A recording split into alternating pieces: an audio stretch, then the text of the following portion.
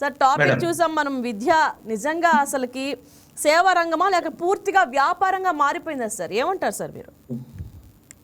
అసలు సార్వత్రిక విద్య అనేది 1986 నుంచి కూడా భారత రాజ్యాంగంలో గుర్తింపు పొందినటువంటి ఒక హక్కుగా పరిగణించబడిందండి.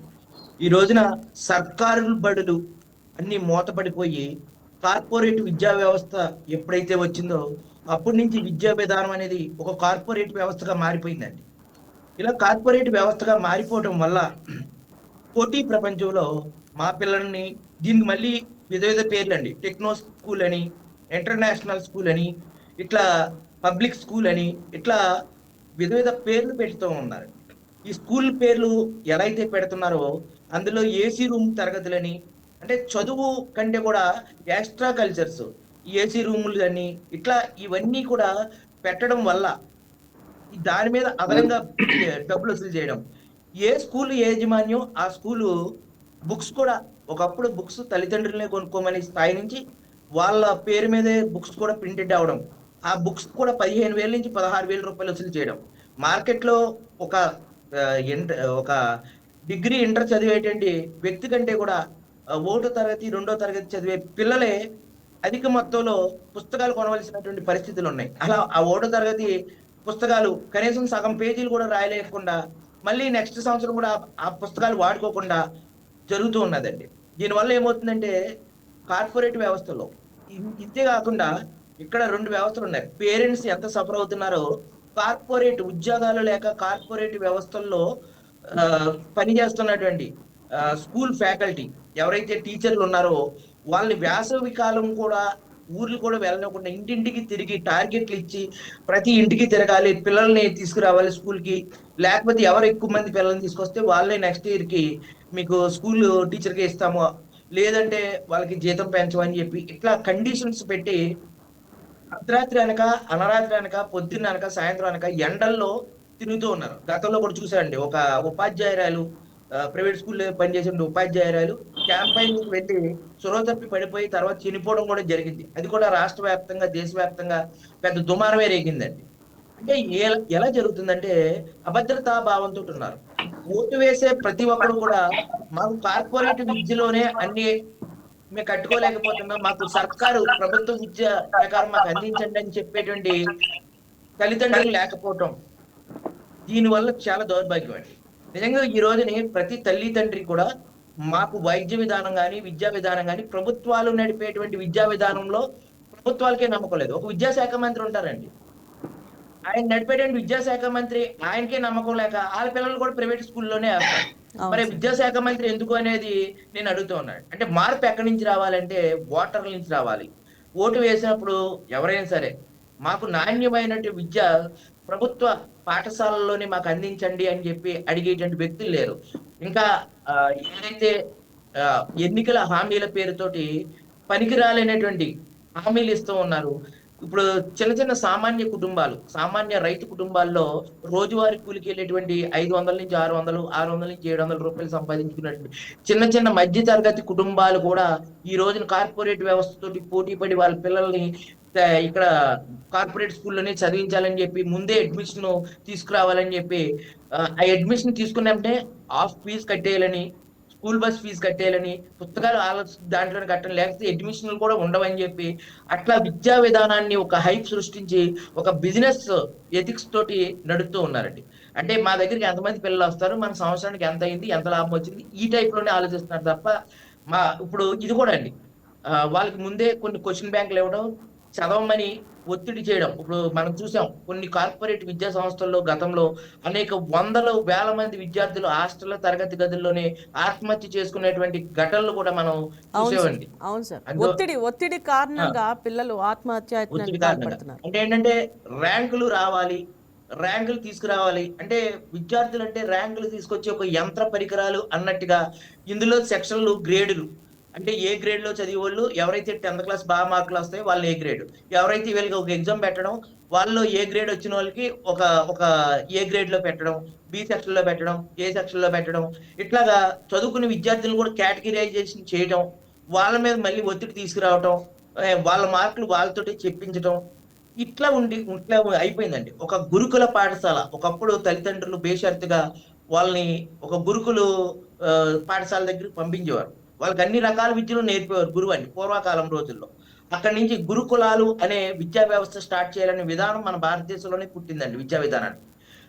ప్రపంచ దేశాలకే ఆలవాలమైనటువంటి నలంద విశ్వవిద్యాలయం, అలాగే తక్షశిల విశ్వవిద్యాలయాలు లాంటి గొప్ప గొప్ప విశ్వవిద్యాలయాల్లో ప్రపంచవ్యాప్తంగా చదివేటువంటి విద్యా వ్యవస్థ నుంచి ఈ రోజు మన మన విద్యార్థులు దేశ విదేశాలు కూడా వెళ్ళి పోటీ పడుతున్నారు. అలాగే తెలంగాణలో కూడా మనం చూసాం.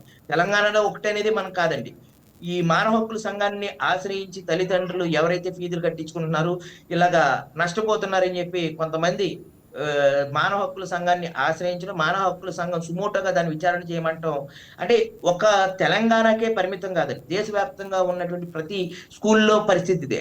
ముఖ్యంగా తల్లిదండ్రుల యొక్క ఆలోచన మారాలి. పిల్లలు అంటే చదివేయటం, ర్యాంకులు రావటం ఇవే కాదు, కనీసం ఒత్తిడిని తట్టుకునేటువంటి అవకాశాలు ఉండట్లేదు. చూస్తున్నాం మనం. నిన్న కూడా ఒక జడ్జి గారు కూడా ఆత్మహత్య చేసుకుని చనిపోయారు. ఆయన హిస్టరీ అంతా చూస్తే ఆయన అంతా కార్పొరేట్ స్కూల్లో చదివారు. ఆయన కార్పొరేట్ స్కూల్లోనే చదివి తర్వాత వెంటనే కోచింగ్కి వెళ్ళిపోయి వెంటనే జాబ్ తీసుకురావటం. అంటే బయట పరిస్థితుల మీద అవగాహన లేదు. ఎంతసేపు ఈ పుస్తకాలు పుస్తకాలు పుస్తకాలు అంతే తప్పండి, అసలు బయట పరిస్థితుల అవగాహన లేకపోవటం. సార్ ఒక్క నిమిషం సార్. పిల్లోడు పుట్టంగానే అక్షరాభ్యాసం మూడవ సంవత్సరంలో ఎప్పుడు అక్షరాభ్యాసం చేసామో 4 ఏళ్ళకి 5 ఏళ్ళకి రాగానే ఎల్కేజీ 1, 2, 3, 4, 10th క్లాస్లో బాగా రావాలి. 10th అవ్వగానే ఇంటర్లో బాగా రావాలి. నీటు, IIIT ఇవన్నీ. తర్వాత బీటెక్ అవ్వగానే వెంటనే క్యాంపస్ ఇంటర్వ్యూలో వచ్చేయాలి. ఇది సార్ వస్తుంది. స్టార్టింగ్ నుంచి ఇదే జరుగుతుంది. ఒక్కరు కూడా వాళ్ళు ఎంత ఒత్తిడి ఫేస్ చేస్తున్నారు స్టూడెంట్స్, వాళ్ళ ఫీలింగ్స్ ఏంటి, వాళ్ళు దేంట్లో ఇంట్రెస్ట్, అదే పేరెంట్స్ కూడా కీ రోల్ ప్లే చేస్తున్నారు దీంట్లో. నువ్వు ఇదే గ్రూప్ తీసుకోవాలి, నువ్వు ఇదే చదవాలి, వాళ్ళ ఆశలు కూడా వీళ్ళ మీద రుద్దడం. సార్ నేను ఎలాగో చదవలేదు, నువ్వన్నా చదువు అని. కార్పొరేట్ స్కూల్లో చదివిన వాళ్ళకంటే కూడా ఇప్పుడు పెద్ద పెద్ద కంపెనీలకి సిఇఓలు ఉన్నారండి. చాలా పూర్వం ఇప్పుడు రతన్ టాటా గారు కానీ, ఇటువంటి గొప్ప గొప్ప సిఇఓ, ఇన్ఫోసిస్ సిఇఓ నారాయణమూర్తి గారు కానీ, ఇట్లాంటి ఎంతో మంది మహానుభావులు అందరూ కూడా హై స్కూల్ విద్యనే చదివారండి. ఇప్పుడు బైర్రాజు ఫౌండేషన్ సత్యం రామలింగరాజు గారు కానీ, ఇటువంటి మహానుభావులు గొప్ప గొప్ప వ్యక్తులు వాళ్ళందరూ కూడా ఆ గ్రామాల్లో ఉండేటువంటి హై స్కూల్లోను బోర్డు స్కూల్లోను చదివి ఈ రోజున గొప్ప గొప్ప మహానుభావులు మేధావులు అయ్యారు. మరి అప్పుడు కాగలిగినటువంటి మేధావులు, అప్పుడు ఎస్ఎల్సి చదివిన వాళ్ళు ఈ రోజుకి కూడా ఇంగ్లీష్ అనర్గళంగా మాట్లాడగలుగుతున్నారు. ఇప్పుడు కార్పొరేట్ స్కూల్లో చదివిన వ్యక్తులు కూడా ఈ రోజున కనీసం ఒక ఇంటర్వ్యూని కూడా ఫేస్ చేయలేనటువంటి సందర్భాలు కూడా మనం చూస్తూ ఉన్నాం.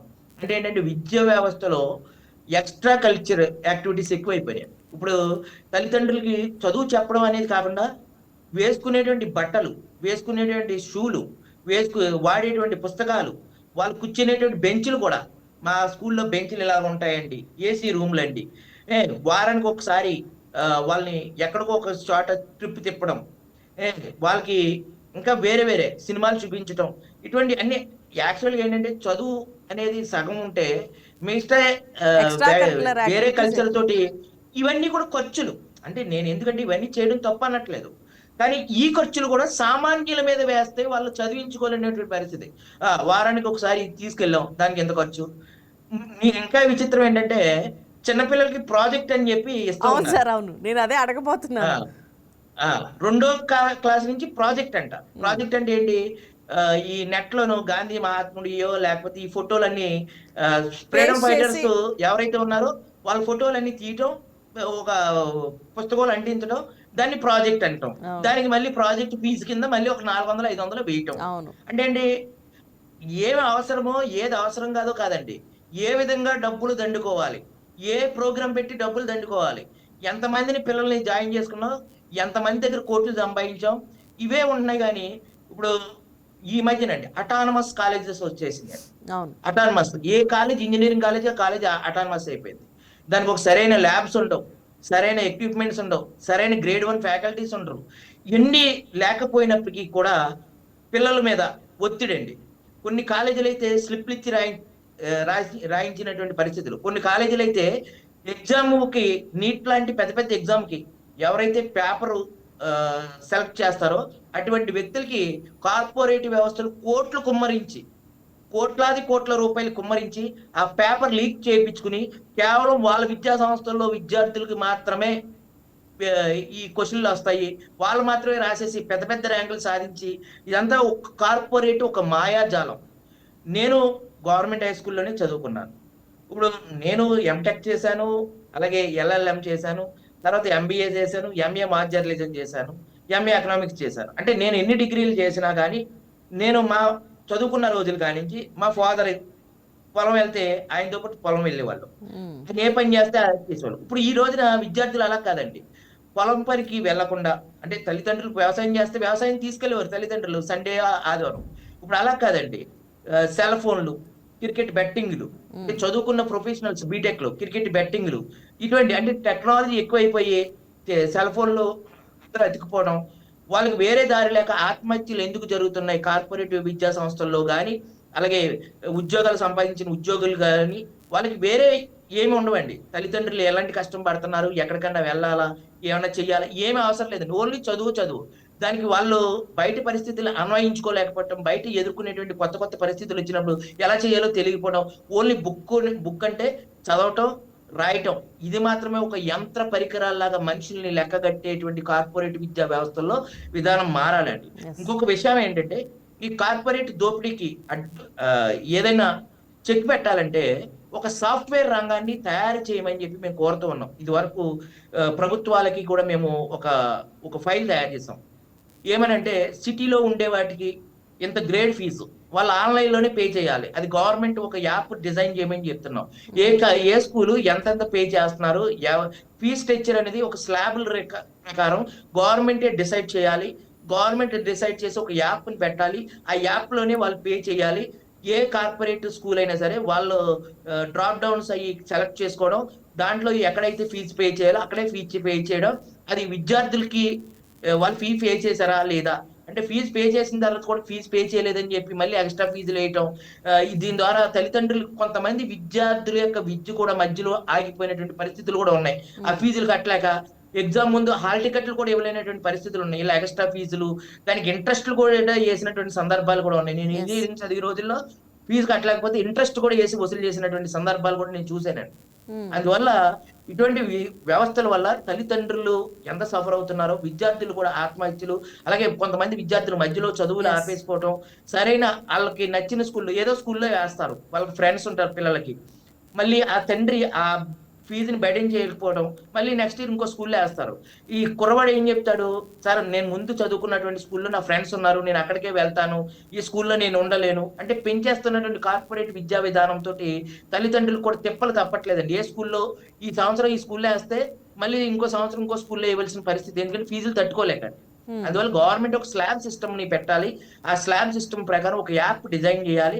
ఆ యాప్ లో మాత్రమే దేనికి ఎంత, స్కూల్ ఫీజు కింద, బట్టల ఫీజు కింద, షూల్ కింద, బస్ ఫీజు కింద, కిలోమీటర్ లెక్కని, ఇట్లాగా ఒక విజనరీగా ఒక యాప్ ని, ఒక సాఫ్ట్వేర్ ని తయారు చేసి ఆ సాఫ్ట్వేర్ ప్రకారమే కార్పొరేట్ విద్యా సంస్థలన్నీ కూడా రిజిస్ట్రేషన్ అక్కడే అవ్వాలి. వాళ్ళ విద్యా వ్యవస్థ ద్వారా వాళ్ళకి ఏ స్కూల్లో ఏ తరగతిలో ఎవరెవరికి ఎంతెంత ఉన్నాయి, ఎంతమంది విద్యార్థులు ఉన్నారు, అవన్నీ కూడా ఎంట్రీ కూడా జరగాలి. మీ ఇంకో విషయం అండి, కార్పొరేట్ స్కూల్లో ఇప్పుడు ఒక ఎస్ఐ జాబ్ వచ్చింది అనుకోండి, ఇది నేను ప్రత్యక్షంగా చూశాను. మా ఫ్రెండ్ ఒక ఎస్ఐ సెలెక్ట్ అయ్యి కూడా ట్రైనింగ్కి వెళ్ళలేనటువంటి పరిస్థితులు నేను చూసా. అతను ఒక స్కూల్లో చదివాడండి, ఆ స్కూల్ మూతపడిపోయింది.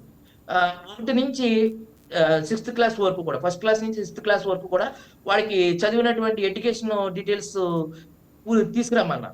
ఈ తీరా అతను స్కూల్కి వెళ్తే ఆ స్కూల్ మూతపడిపోయింది. ఎవరిని అడగాలో తెలియదు, ఆ ఎడ్యుకేషన్ ఇచ్చేవాళ్ళు లేరండి. దానివల్ల అతను జాబ్ 1 year వేస్ట్ అయిన తర్వాత హైకోర్టుకి వెళ్ళి హైకోర్టు ద్వారా ఇలా మూత వేశారు, వాళ్ళు ఎవరో తెలియట్లేదని చెప్తే హైకోర్టు ఇచ్చిన డైరెక్షన్ ప్రకారం తర్వాత అతనికి జాబ్ వచ్చినటువంటి పరిస్థితులు. అంటే ఏంటంటే కార్పొరేట్ స్కూల్లో కూడా మూసేస్తున్నారండి. అందువల్ల ఆ డేటా అనేది ప్రైవేట్ స్కూల్లో చదివినా, గవర్నమెంట్ స్కూల్లో చదివినా ఆ యాప్ డిజైన్ లో, ఒక సాఫ్ట్వేర్ లో నిక్షిప్తంగా వాళ్ళు ఎక్కడి నుంచి ఎక్కడ చదివారని చెప్పి ఎప్పుడైనా సరే విద్యార్థులు వెళ్ళి వాళ్ళు చదివినటువంటి అకాడమిక్ ఇయర్ ఆ యాప్ ద్వారా డౌన్లోడ్ చేసుకునేటువంటి వెలుసుబాటు కూడా కల్పించమని చెప్పి వైకే ఛానల్ ద్వారా ప్రభుత్వాన్ని కోరుతూ ఉన్నాను. Thank you sir.